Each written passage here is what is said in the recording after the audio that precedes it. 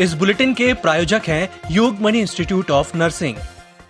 नमस्कार, जबलपुर लाइव के इस बुलेटिन में आपका स्वागत है। मैं हूं आपके साथ आकाश। अब देखते हैं खबरें विस्तार से। मध्य प्रदेश कांग्रेस कमेटी के सह प्रभारी सीपी मित्तल का आज नगर आगमन हुआ। मित्तल नरसिंहपुर में आयोजित किसान आंदोलन में शामिल होने पहुंचे थे। उन्होंने सर्किट हाउस में कहा कि किसानों पर मोदी सरकार ने 3 काले कानून थोपे हैं।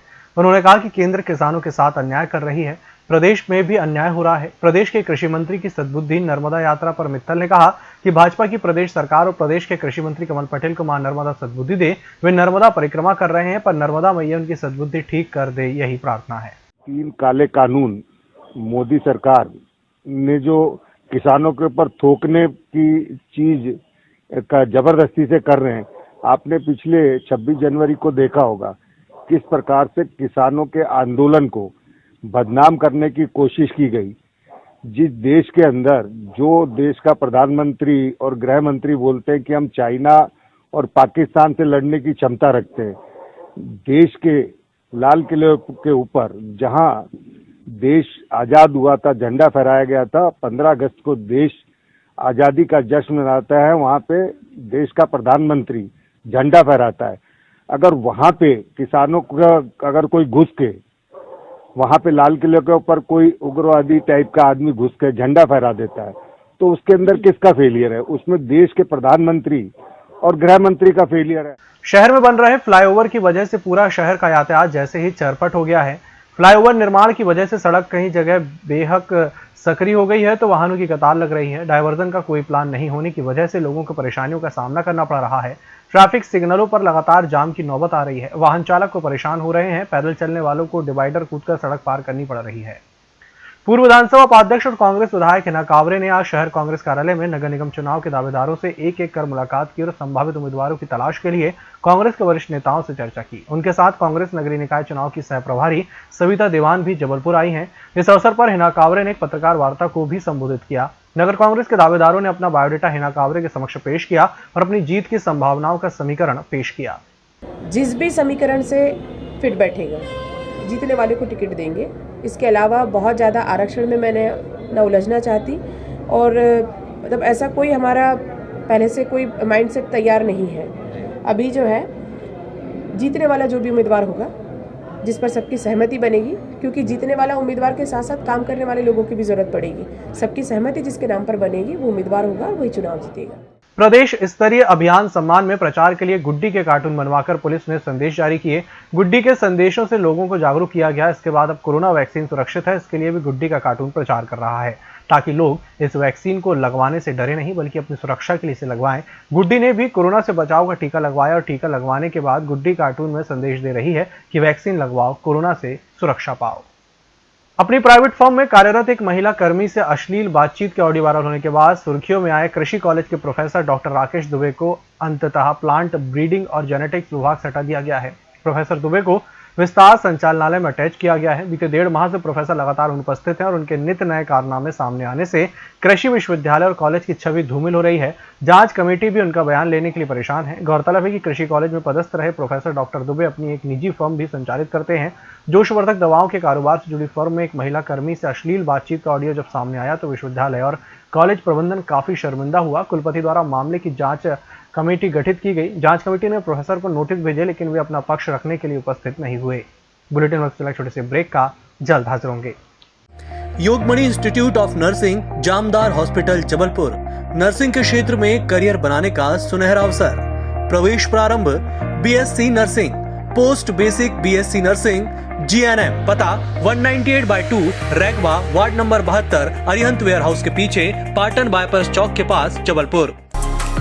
होटल गौरीश्री भोपाल शहर के बीचों बीच स्थित ठहरने की सर्व सुविधा युक्त जगह है। Room available in affordable prices और facilities free wifi, AC, TV, parking, security, lift, full sanitised room, toiletry kit. Hotel Gaurishree, hall number 8, Chittor complex, MP Nagar, zone 1, Bhopal. Phone number 7898128620।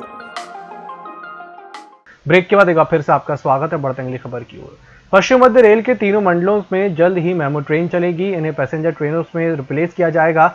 इसके लिए रेलवे बोर्ड में प्रस्ताव भेजा गया है। स्वीकृति मिलते ही इनका संचालन शुरू किया जा सकता है। ये जानकारी पश्चिम मध्य रेल के महाप्रबंधक शैलेंद्र कुमार सिंह ने गुरुवार को आयोजित पत्रकार वार्ता में देते हुए बताया कि मेमू ट्रेन में कई सुविधाएं होती हैं, इन्हें कम दूरी के स्टेशनों पर चलाया जाएगा। दोनों तरफ इंजन होने से इनमें इंजन बदलने में समय भी नहीं लगता। प्रारंभिक तौर पर कम संख्या में ये चलेंगी, फिर स्थिति देखते हुए इन्हें बढ़ाया जाएगा। जीएम रेल बजट की उपलब्धियों पर पत्रकारों को संबोधित कर रहे थे।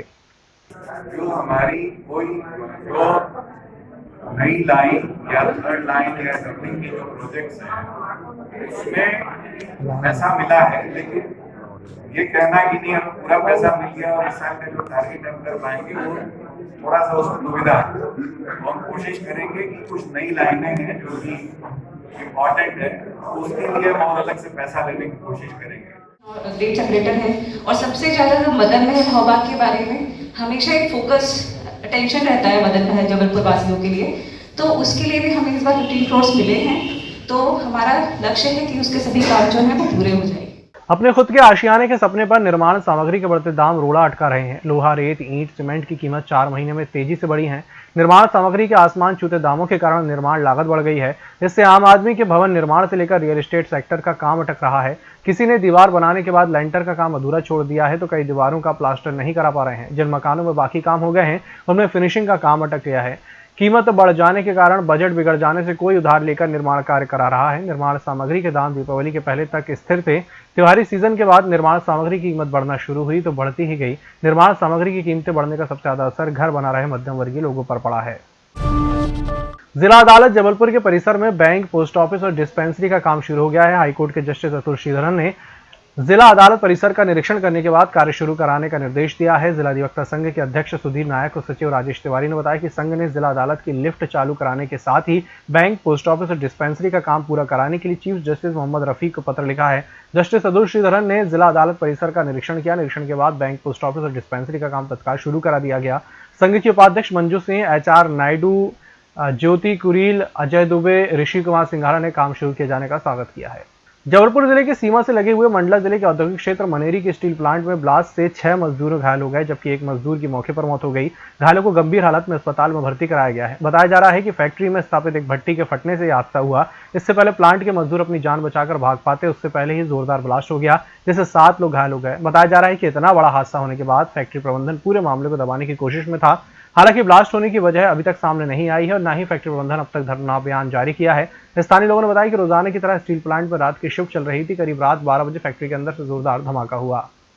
जो बॉयलर होता है यानी कि भट्टी, उसमें एक बहुत बड़ा विस्फोट हुआ जिसमें 7 लोग पूरी तरह से झुलस गए। उसमें मेरा भतीजा अवधेश कुमार, पिता किशन लाल, वो भी थे जो स्पॉट में ख़त्म हो गए हैं।